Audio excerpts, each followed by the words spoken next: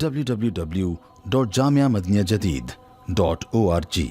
WhatsApp group number +92 333 424 9302. الحمدللہ رب العالمین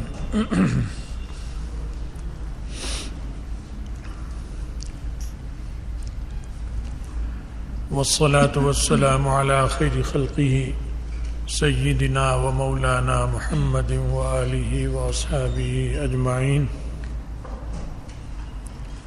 اما بعد۔ گھریلو معاشرت معاشرے میں بہت بنیادی حیثیت رکھتی ہے،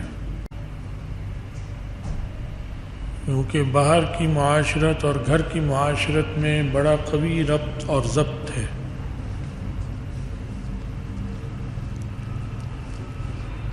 ان کا ایک دوسرے پر گہرا اثر ہوتا ہے۔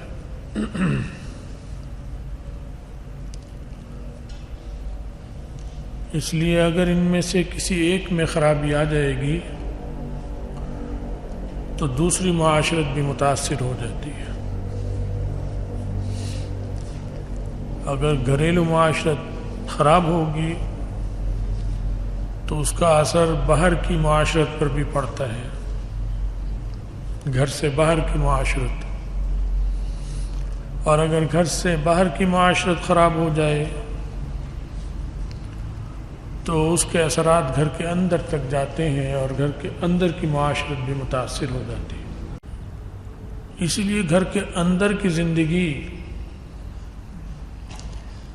اگرچہ انسان کی ذاتی زندگی کہلاتی ہے عرف میں،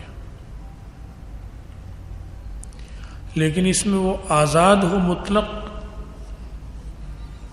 کسی قسم کی پابندی نہ ہو، یا اس معاشرت کے کوئی آداب نہ ہو اور طریقے اور اصول نہ ہو، ایسا نہیں ہو سکتا۔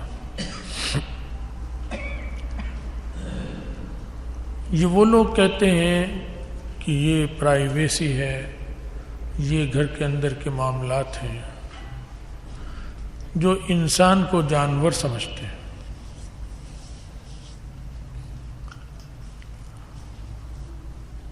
لیکن اگر انسان سے مراد وہ انسان ہے کہ جس کے کردار کی چھاپ گھر سے باہر کی معاشرت پر بھی پڑ جائے، اور اچھی پڑے بری نہ پڑے، تو خود بخود گھر کے اندر کی معاشرت اچھی ہونی چاہیے۔ کیونکہ جو آدمی بھی معاشرے میں کام کرتا ہے وہ کسی گھر سے نکل کر آتا ہے، اس کے اثرات ساتھ لاتا ہے، اس کا رنگ روپ سب چڑھا ہوتا ہے، وہ پھر باہر منتقل ہوگا۔ وہ اگر اچھا رنگ روپ ہے تو باہر اچھے اثرات ہوں گے، اور خراب رنگ روپ ہے تو باہر خراب اثرات پڑیں گے۔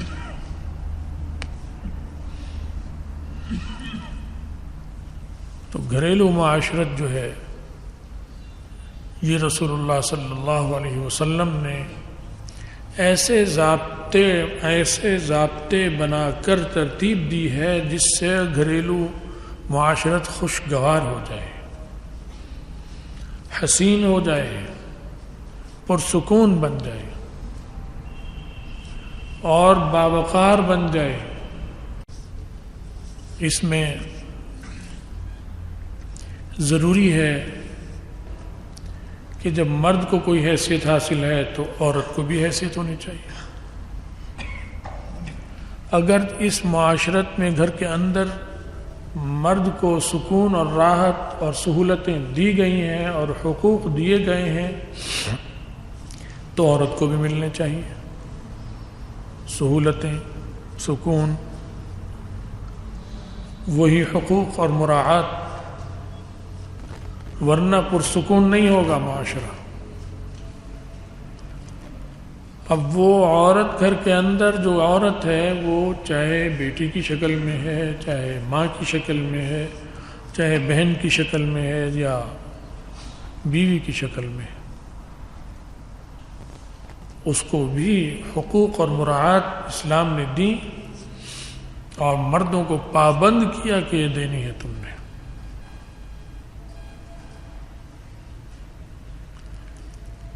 اور اتنی زبردست عورتوں کو مراعات دی ہے اور حقوق دیے ہیں اور آزادی دی ہے گھر کے اندر کی زندگی میں کہ کسی مذہب میں نہیں ہے.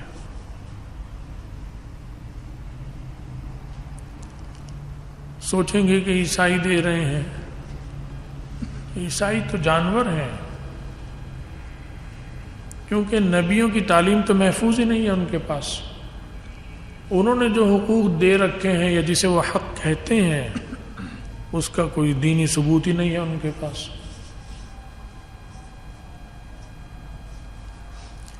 طلاق کا حق اگر عورت کو ہے ان کے معاشرے میں تو یہ دینی حق دین سے ثابت نہیں کر سکتے. وہ یہودی ہیں یا عیسائی ہیں، جو بھی تعلیمات ہیں ان کے اندر، وہ چونکہ محفوظ ہی نہیں دین، تو وہ اس پر دینی تصدیق اور دینی چھاپ اس پہ نہیں ہے.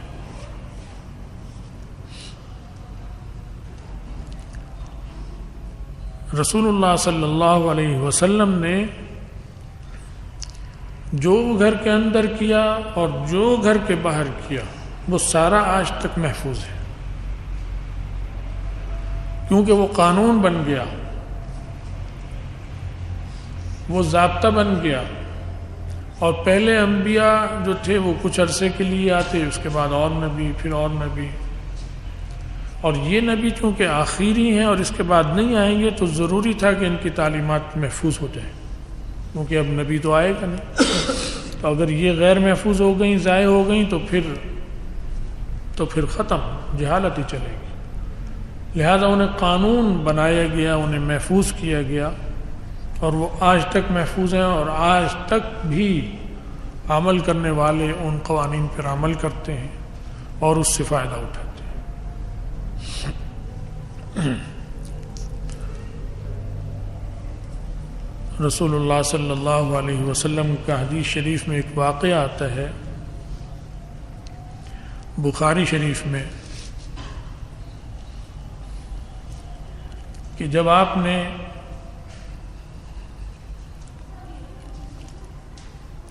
حضرت زینب بنت جحش رضی اللہ تعالی عنہ سے نکاح کیا، اس سے پہلے بیویاں آپ کے پاس موجود تھیں کئی،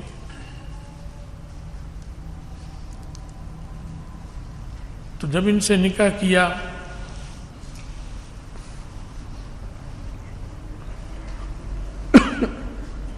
تو اگلی صبح ولیمہ کیا، اس میں سرید بنایا، روٹی اور گوشت، اور اس میں روٹی گوشت کا ذکر آتا ہے، وہ اگر شوربے والا ہو تو اسے سرید بنا کے بھی کھاتے ہیں، خبز و لحم کا ذکر آتا ہے. تو اور حضرت انس کو فرمایا کہ بلا لو، لوگوں کو دعوت دیتے جاؤ، اور دعوت عام تھی، اس کو ہے اور اس کو نہیں، اس کو ہے اور اس کو نہیں. یہ کسی خاص مجلس کے لیے ہو پھر تو یہ پابندی کرنی پڑتی ہے کہ بھئی بس اتنے آدمی ہیں، چونکہ اس موضوع پہ بات کرنی ہے. ولیمے میں کسی موضوع پہ بات تھوڑی کرنی ہوتی ہے، وہ تو ایک خوشی کا کھانا ہوتا ہے، تقریب ہوتی ہے، اور اس میں اصل میں لڑکی اور لڑکی والوں کی تعظیم اور ان کا اکرام مقدم ہوتا ہے. یہ کی ان کے اکرام اور ان کے اعزاز میں کی جاتی ہے، لڑکے والوں نے کرنی ہوتی ہے. تو ان سے فرمایا کہ بلاتے جاؤ سب. وہ کہتے رہے، اعلان کرتے رہے، لوگ آتے رہے، کھانا کھا کے جاتے رہے، پھر آ جاتے، پھر جاتے، سلسلہ چلتا رہا. مختلف مجلسوں میں، شفٹوں میں، نشستوں میں. رسول اللہ صلی اللہ علیہ وسلم اندر، چونکہ آپ کے اس حجرے میں جو آپ کے لیے حضرت زینب کے لیے رکھا تھا، اس حصے میں مرد کھانا کھا رہے تھے، تو ابھی آپ اندر گھر میں تشریف نہیں لے جا سکتے تھے، مہمان فارغ ہو جائیں، تو آپ باہر ٹہلتے رہے. حضرت زینب کے حجرے کے درمیان اور باقی بیویوں کے حجروں کے درمیان، ادھر سے وہاں تک جاتے، تشریف لے جاتے، پھر واپس آتے، پھر مہمانوں پہ نظر، پھر واپس تشریف لے جاتے، پھر دوسری بیوی کے دروازے تک جاتے، پھر تیسری، پھر چوتھی، جتنی تھیں ان کے دروازوں تک جاتے اور واپس آتے.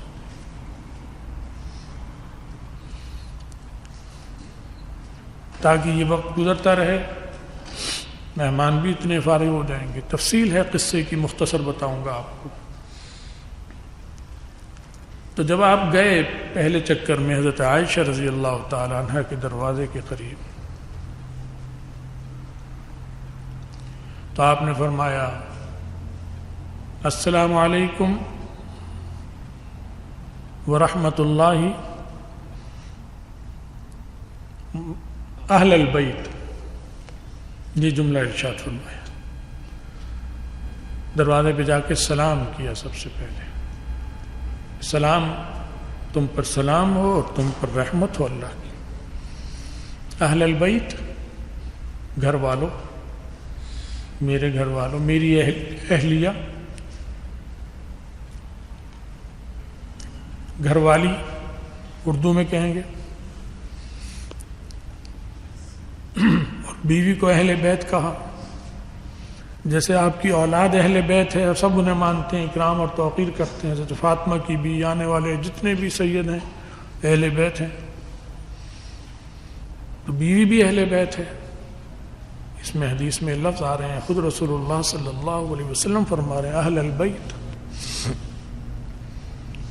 یہ گمراہ اور باطل لوگوں کا رد بھی ہے اس میں، جو کہتے ہیں بس بیویاں جو ہیں وہ اہل بیت ہیں، بیٹیاں اہل بیت ہیں، ان کی اولاد اہل بیت ہے۔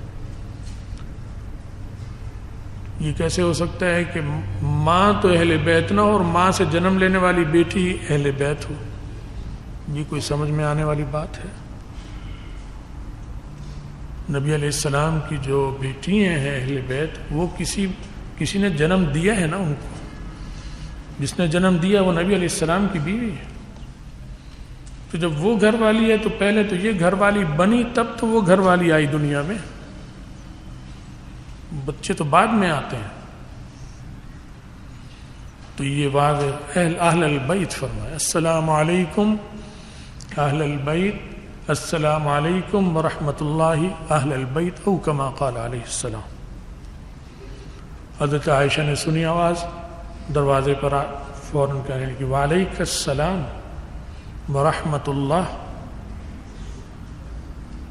کیف وجدت اہلک، بڑے خوشگوار انداز میں، حالانکہ سوکن آئی بھی ہے، تازی تازی آئی ہے، یہ رات سوکن کے پاس گزری ہے۔ سوکن کی جلن فطری ہوتی ہے، یہ نہیں کہ انہیں نہیں ہوتی تھی۔ اگر انہیں نہ ہوتی اور انہیں یہ تکلیف ہی نہ ہوتی تو پھر یہ اخلاق اور اس طرز کا مظاہرہ کرنا کمال بھی نہ ہوتا ان کو۔ جب دکھ ہی نہیں ہو رہا ہے تو اس لیے ایسا کر رہے ہیں، نہیں، دکھ ہوئے، فطری بات ہے، ہوتا ہے۔ اس کے باوجود کیسا خوشگوار ماحول، اور میاں بیوی میں کتنی خوشگوار گفتگو ہوئی۔ حضرت انس نقل کر رہے ہیں کہ انہوں نے بھی خوشی خوشی کہا وعلیک السلام ورحمۃ اللہ کیف وجدت اہلک، کیسی لگیں آپ کو آپ بیوی، کیسی لگیں بیوی، جیسے خوشی میں پوچھتے ہیں اس انداز میں کیف وجدت اہلک۔ ہم جیسے اردو میں کہتے ہیں بھائی دلہن کیسی لگی، بیوی کیسی لگی، پوچھ لیتے ہیں۔ تو یہ خوشگوار ماحول، اس انداز میں انہوں نے گفتگو کی۔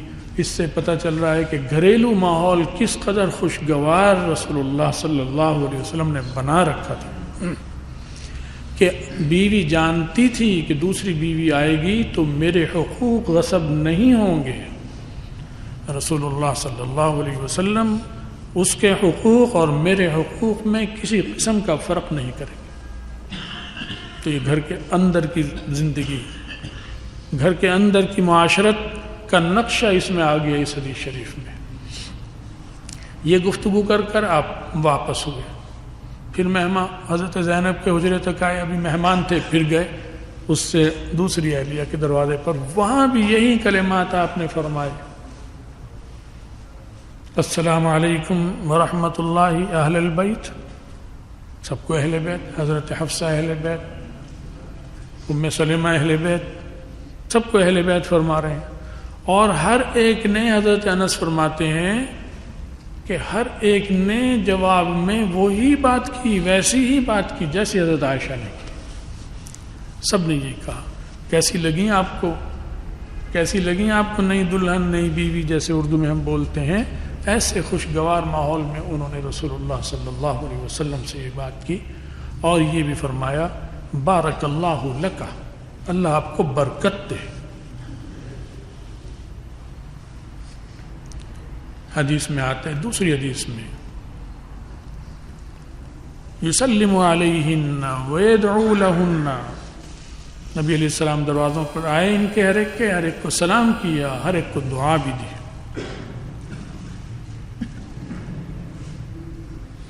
اور جواب میں یہ بھی آتے ہیں حدیث میں وَيُسَلِّمْنَ عَلَيْهِ وَيَدْعُونَ لَهُ، انہوں نے بھی جواب میں سلام کیا رسول اللہ صلی اللہ علیہ وسلم کو اور دعائیں دی رسول اللہ صلی اللہ علیہ وسلم. یہ کیوں؟ حسن معاشرت، گھر کے اندر بیویوں کو اس طرح خوش رکھا، وہ ایسی آزادی اور حقوق دیے کہ وہ ماحول اتنا کشیدہ نہیں ہوتا تھا. فطری صد ایک بوجھ اور تکلیف سوکن کی وہ تو رہتی ہے، وہ الگ بات ہے، ورنہ ہمارے یہاں تو ایسا ہو جائے تو ماتم مچ جاتا ہے. وہ پہلی بیوی، اس کا مہکا اور سارا کچھ جیسے کوئی جنازہ ہو گیا، خدا نخواستہ. اور وجہ زیادہ یہی ہے کہ مرد بھی جاہل، عورتیں بھی جاہل، انہیں پتہ ہی نہیں کہ گھریلو معاشرت ہونی کیسے چاہیے.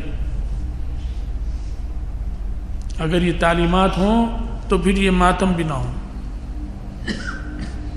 قدرتی صدمہ ٹھیک ہے ہوگا، جیسے پڑھے لکھے کے یہاں موت ہوتی ہے، جاہل کے یہاں بھی موت ہوتی ہے. پڑھے لکھے کے یہاں موت کے وقت جو صدمے کی کیفیت ہے بالکل مختلف ہوتی ہے ان پڑھ کے گھر کے صدمے کی. وہاں چیخ اور ماتم، سر پھوڑنا، کپڑے پھاڑنا، ہائے اور وائے. حالانکہ جہاں پر اچھے لوگ ہیں پڑھے لکھے، صدمہ وہاں بھی ویسا ہی ہے، لیکن یہ صورتحال نہیں ہوتی، یہ نقشہ نہیں ہوتا. تو گھریلو معاشرت خوشی اور غمی دونوں میں رسول اللہ صلی اللہ علیہ وسلم نے بے نظیر فراہم کی.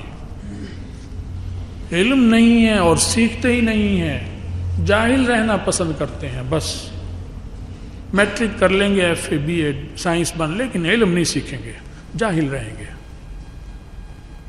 تو پھر ٹھیک ہے، جاہل تو پھر نقصان اٹھاتا ہے، تماشے لگتے ہیں. لیکن علم جب ہوگا تو عزت آئے گی، علم جب ہوگا اطمینان آئے گا، علم جب ہوگا وقار آئے گا، علم جب ہوگا سکون آئے گا، سکینہ آئے گا. یہ علم کی نشانی تھی کہ خود رسول اللہ صلی اللہ علیہ وسلم تو ظاہر ہے علم ہی علم، وہ تو نبی تھے، لیکن ازواج مطہرات بھی عالمہ تھیں، فاضلہ تھیں، جاہل نہیں تھیں، ان پڑھ. لہذا ان کے ہر عمل سے علم جھلک رہا ہے، ہر بات سے وقار اور سکینہ ٹپک رہا ہے. تو گھریلو معاشرت ہو یا بیرونی معاشرت، سب کے ضابطے اسلام نے بنائے ہیں اور وہ قانون موجود ہے، لیکن دانشتہ اس کو نہیں پڑھایا جاتا اور پڑھنے کو تیار بھی نہیں ہے لوگ. یہاں تو مفت میں پڑھاتے ہیں، یہاں کے پڑھ لو، یہاں بھی نہیں پڑھتے.